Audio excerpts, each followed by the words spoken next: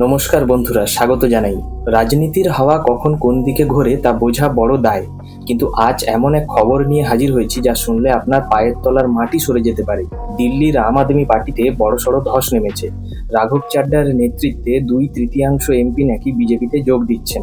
কিন্তু প্রশ্ন হলো, দিল্লির এই ঝড়ের আঁচ কি নবান্ন পর্যন্ত পৌঁছতে চলেছে? বাংলার শাসক দলের এমপিরাও কি দলে দলে পদ্ম শিবিরের সঙ্গে যোগাযোগ শুরু করেছেন? আজ আমরা বিশ্লেষণ করব কেন মাঝ রাস্তায় দল ছাড়ার হিড়িক পড়ে গেল এবং পশ্চিমবঙ্গের রাজনীতিতে এর প্রভাব কতটা সুদূরপ্রসারী। বন্ধুরা, শুরুতেই একটু দিল্লির দিকে নজর দেওয়া যাক। অরবিন্দ কেজরিওয়ালের অতি ঘনিষ্ঠ এবং আপের তরুণ মুখ রাঘব চাড্ডা। শোনা যাচ্ছে রাজ্যসভার 10 জন এমপির মধ্যে 2/3 বিজেপির পথে। কেন এই দলবদল? আসলে আম আদমি পার্টি যে আদর্শ নিয়ে শুরু হয়েছিল তার সঙ্গে বর্তমান পরিস্থিতির আকাশ পাতাল পার্থক্য তৈরি হয়েছে। দুর্নীতির অভিযোগ থেকে শুরু করে দলের অভ্যন্তরীণ কোন্দল, সব মিলিয়ে এমপিদের মোহভঙ্গ হয়েছে। এখানে একটি টেকনিক্যাল পয়েন্ট আছে, যদি 2/3 সদস্য দল ছাড়েন তবে দলত্যাগ বিরোধী আইন তাদের ওপর কার্যকর হয় না। অর্থাৎ তাদের এমপি পদ খোয়াতে হবে না। এটা কি নিছকই রাজনীতি নাকি নিজেদের কেরিয়ার বাঁচানোর মরিয়া চেষ্টা? আপনারা কি মনে করেন কমেন্টে অবশ্যই জানাবেন। এবার আসি আমাদের আসল কথায়, বাংলা। প্রথম দফার ভোট শেষ হয়েছে জঙ্গলমহল থেকে উত্তরবঙ্গ, সব জায়গাতেই কিন্তু হাওয়া কিছুটা অন্যরকম। শাসকের দাপট কি আগের মতো আছে? দেখুন, একসময় যে নেতাদের কথা বা ইশারায় এলাকা কাঁপতো, আজ তারা যেন একটু নিস্তেজ।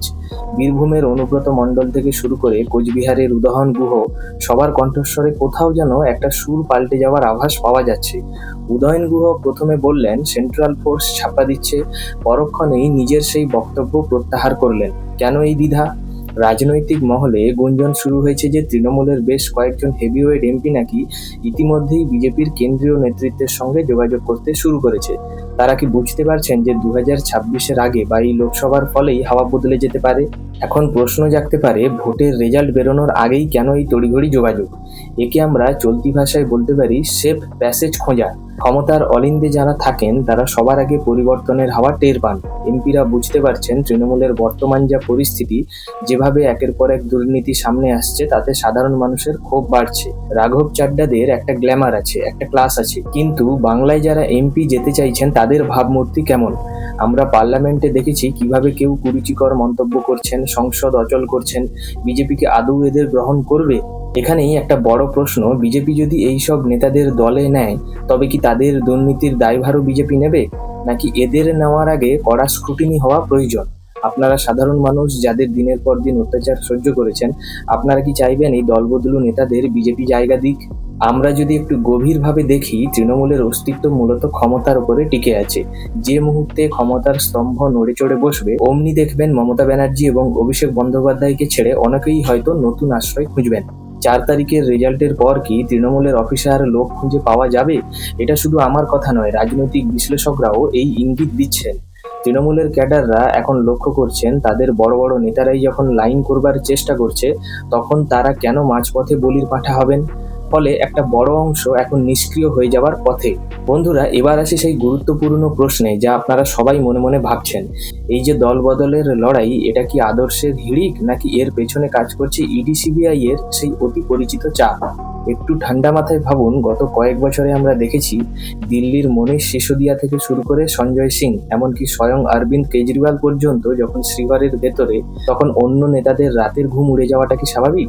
রাঘব চাড্ডার মতো নতুন এবং প্রতিশ্রুতিমান নেতা যখন হঠাৎ করে পথ পরিবর্তন করে, তখন রাজনৈতিক মহলে একটা গুঞ্জন ওঠে, এটা কি কোনো বড় তদন্ত থেকে বাঁচার রক্ষা কবচ?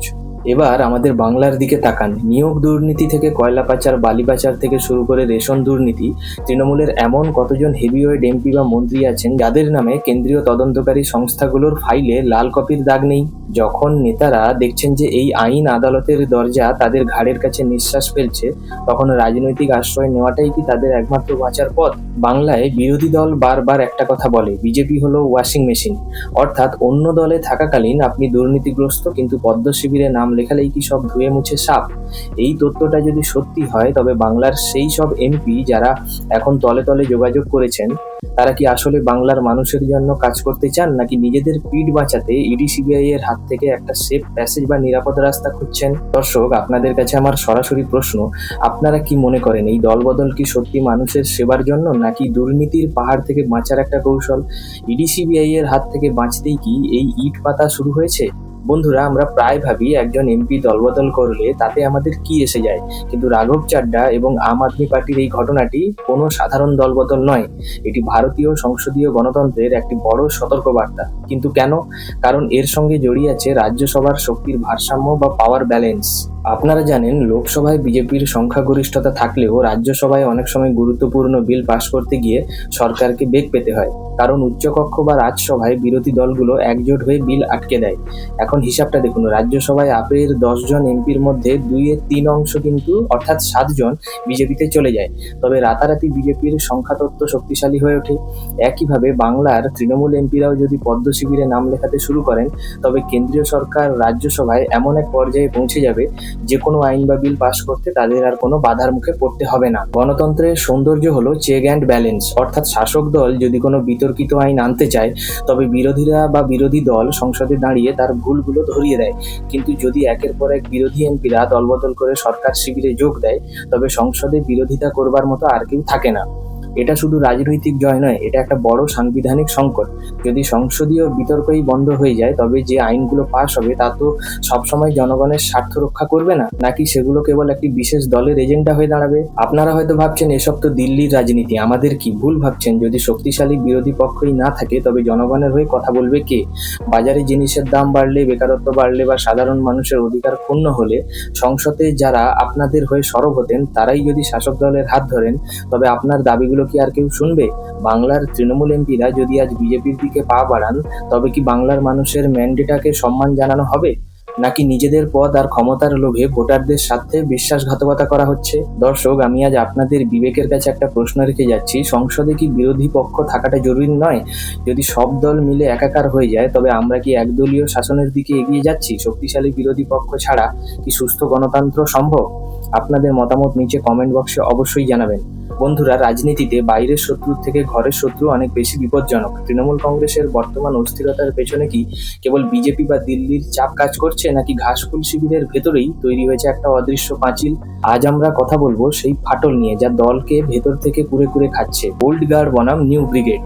অভিষেক বন্দ্যোপাধ্যায়ের নেতৃত্বে যখন নবজোয়ার কর্মসূচি শুরু হলো, তখন থেকেই একটা বার্তা পরিষ্কার ছিল যে দল এবার নতুন রক্তে সাজবে। কিন্তু এই নতুন সাজাতে গিয়ে কি পুরনো চাল ভাতে বাড়া নেতাদের অবজ্ঞা করা হচ্ছে? তৃণমূলের এমন অনেক প্রবীণ নেতা বা এমপি আছেন যারা মমতা বন্দ্যোপাধ্যায়ের সাথে লড়াই করে দলকে গড়ে তুলেছিলেন। আজ যখন তারা দেখেন যে গুরুত্বপূর্ণ সিদ্ধান্ত নেওয়ার ক্ষেত্রে তারা ডাক পাচ্ছেন না, নব্য তৃণমূলীয় দাপটে তারা কোণঠাসা, তখন জন্ম নেয় সেই ভয়ঙ্কর শব্দ, মান অভিমান। আর এই অভিমানই নেতাদের ঠেলে দিচ্ছে অন্য ঘাটে। বিবেচনা করে দেখুন, যারা পুরোনো দিনের মাঠের কর্মী ছিলেন, তারা যখন দেখবেন যে দলের মধ্যেই তাদের আর জায়গা নেই, তখন তারা কি করবেন? রাজনীতিতে কেউ সন্ন্যাস নিতে আসেন না। যখন তারা দেখবেন যে নিজেদের দলেই তারা গুরুত্বহীন, তখন তারা বিভিন্ন প্ল্যাটফর্ম খুঁজতে শুরু করবেন। আর ঠিক সেই সুযোগটাই নিচ্ছে বিজেপি। বিজেপির মতো একটা বড় প্ল্যাটফর্মকে ব্যবহার করে এই প্রবীণ বা বিক্ষুব্ধ নেতারা আসলে নিজেদের রাজনৈতিক অস্তিত্ব টিকিয়ে রাখতে চাইছেন। তারা ভাবছেন, এখানে যখন সম্মান নেই, তো সুযোগ যেখানে আছে ওখানে যাওয়াই ভালো। এখানেই ওঠে সেই বিতর্কিত কিন্তু প্রাসঙ্গিক প্রশ্ন, এই লড়াইটা কি আসলে পিসি বনাম ভাইপোর অনুগামীদের? দলের অন্দরে কি দুটি সমান্তরাল শক্তি কাজ করছে? আমরা দেখছি অনেক সময় অভিষেক বন্দ্যোপাধ্যায়ের পছন্দের প্রার্থীর টিকিট পাচ্ছেন, আর পুরনো নেতাদের সরিয়ে দেওয়া হচ্ছে। এই যে নেতৃত্বের লড়াই, এটা কি বিজেপিকে সোনার থালায় সুযোগ করে দিচ্ছে না? দলের এই ফাটল যদি মেরামত না হয়, তবে কি তাসের ঘরের মতো ভেঙে পড়বে তৃণমূল দুর্গ? দর্শক, আপনাদের এলাকাতেও কি এমন নেতা আছেন যারা দলের পুরনো হয়েও অবহেলিত?